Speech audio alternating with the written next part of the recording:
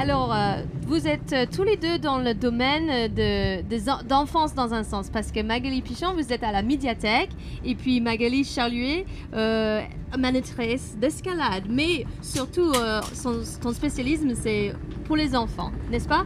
Tout à fait, oui. Et Magali, votre rôle à la médiathèque, c'est quoi exactement? Alors moi, je suis plutôt en jeunesse avec les enfants et un petit peu plus encore à la ludothèque. Ludothèque. Justement, on a un événement. Samedi et dimanche. Samedi et dimanche, les jeux 4810.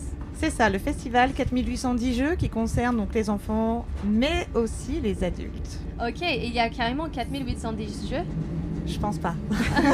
4810 personnes peut-être. Je me suis dit, tu peux enlever 5. Hein?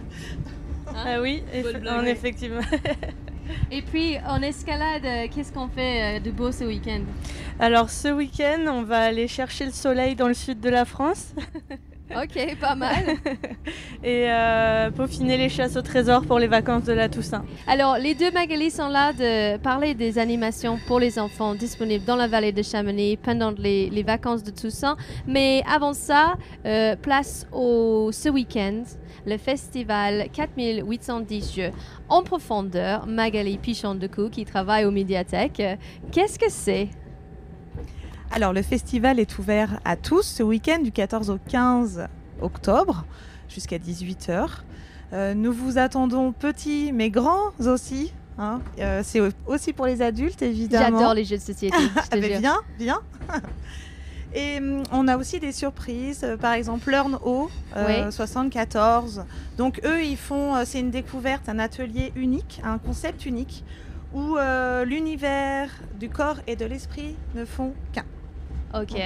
Donc faudra allier les deux pour pouvoir s'en sortir.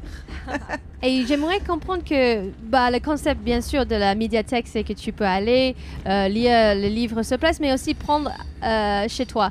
Mais c'est pas le cas pendant le festival. Pendant le festival, on préférait que les documents soient restitués la semaine qui suit. Il va y avoir beaucoup de monde, enfin j'espère en tout cas. Et pour nous, c'est plus facile, même pour les usagers, de pouvoir rendre leurs documents plus tard. On sera indulgente s'il y a du retard. Quel type de jeu de société on peut trouver? Alors là, il va y avoir donc pour tous les âges. Il y aura un coin pour une salle pour les petits, donc on va dire de 0 à 3-4 ans, où ce sera plutôt du jeu d'imitation, des Capla, des Macformers, des choses comme ça. Et après, on aura des jeux de société, de 5 à 7 ans, avec les associations de la FJEP qui seront là pour aider, ainsi que les filles de la médiathèque. Après, nous aurons des cartes à collectionner avec Yu-Gi-Oh, Magic, qui seront là aussi pour l'initiation. Yu-Gi-Oh revient? Oui. Oh my god. Ok. Après, il va y avoir également la Cave aux Trolls. Alors eux, c'est une association du bas de la vallée. Ils sont maintenant à Marigné et ils sont là, on va dire, plus pour les enfants de 8 ans jusqu'aux adultes, jusqu'aux plus grands, en fait, en fin de compte. Donc c'est des jeux familiaux. Les jeux Lovecraft. De tout. Ah ouais. Il y aura vraiment de tout. Ok, voilà, pas mal. Pour tout le monde. Des jeux en bois, des jeux géants. Et pas de réservation nécessaire. On vient, les créneaux, c'est quoi, 10h30 midi? C'est 10h, sans interruption, de 10h à 18h. Il y aura une petite restauration également. Donc vous pouvez passer la journée à la médiathèque à jouer. Ok, j'avais pas compris. J'ai pensé qu'il y avait une pause au milieu, mais on peut carrément rester. Voilà, le PDA se charge de la petite collation, etc. Des boissons. Il y aura de quoi se restaurer en tout cas. Moi, je vais arrêter l'escalade. Oui, parce que on a parlé de votre week-end brièvement tout à l'heure. Du coup, Magali, qui est prof d'escalade, Charluet, la fondatrice de Koala Gramp, elle a dit qu'elle part ce week-end faire de l'escalade d'ailleurs parce que peut-être la météo est pas bonne ce week-end. C'est-à-dire un bon week-end d'aller aux médiathèques, n'est-ce pas? Oui, j'aurais dû rester pour profiter des jeux de société, mais mon cœur balance quand même. Nous, on est un peu des lézards, du coup, on va chercher le soleil là où il est. Bon, parlons de votre parcours maintenant, Magali Charluet. Vous êtes le curatrice de Koala Gramp. Elle travaille depuis de nombreuses années avec les enfants en organisant des ateliers d'escalade passionnantes. Et plus récemment, peut-être vous organisez avec aussi de la VTT. Nous avons préparé quelques questions. pouvez-vous raconter votre parcours et qui vous a inspiré de devenir une monitrice d'escalade? Alors moi je suis née en Île-de-France, j'ai fait de la compétition d'escalade, je grimpe depuis toute petite, j'ai commencé à Fontainebleau, donc rien de très original là-bas. Et puis évidemment j'ai grandi inspirée par Patrick Edlinger, Catherine Destivelle, qui m'ont beaucoup inspirée, et j'ai eu la chance de grandir dans une famille qui était aussi très intéressée par tout ce qui était culturel, lecture et chasse au trésor, et en fait ça m'a amenée à cette croisée des mondes, et je rêvais d'habiter dans la vallée de Chamonix, donc je suis arrivée ici, et après avoir fait des saisons, des voyages, il fallait que je travaille quand même et je voulais vraiment m'amuser. Moi j'ai du mal à pas m'amuser dans mon travail, donc j'ai créé des chasses au trésor verticales. Oh, c'est ce qui, je pense, rend l'approche assez ludique, et qui fait que je fais ça depuis plusieurs années et que je me suis pas lassée non plus. Et autrement que vos deux noms en commun, il faut le dire aussi que Magali Pichon, qui est à la médiathèque, tu as parlé de votre enfant qui a fait un de ces stages. Et comment c'était? Elle a adoré justement la chasse au trésor, c'était parfait. Ouais. C'était parfait, surtout avec les petits bonbons. Ouais. Ah, ouais, C'est surtout à cause des bonbons en fait, je les achète, mais les enfants je les achète. C'est pour ça qu'ils aiment bien. En fait oui. c'est nul les chasses au trésor. Koala Clamp est devenu une référence en matière d'atelier escalade pour enfants, comme j'ose dire, Globule est devenu une référence pour les ateliers radio pour enfants. Alors, pouvez-vous nous expliquer comment vous avez développé ce concept? Qu'est-ce qui rend unique autre que la chasse au trésor? Eh ben, en fait, ce qui rend unique Koalagram, je dirais que c'est l'approche extrêmement ludique. On change de falaise tous les jours, donc les enfants sont amenés par leurs parents sur des sites différents, et puis on essaye de leur apporter beaucoup de contenu de sécurité et peu technique, je dirais, mais nous on veut vraiment qu'ils s'amusent, et on a créé des petits carnets de niveau un peu sur le modèle des carnets de ski, pour qu'il y ait un vrai suivi et une envie de revenir évidemment, et voilà, tout tourne autour des enfants.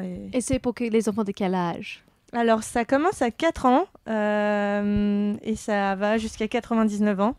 Mais ouais, on les prend assez petits parce que finalement, ils ont très tôt envie de grimper, et ça permet de créer des vocations. J'ai plein de gens qui m'envoient des photos après à Paris, à Lyon. Ça y est, on les a inscrits en club, et c'est vraiment génial de transmettre une passion comme ça.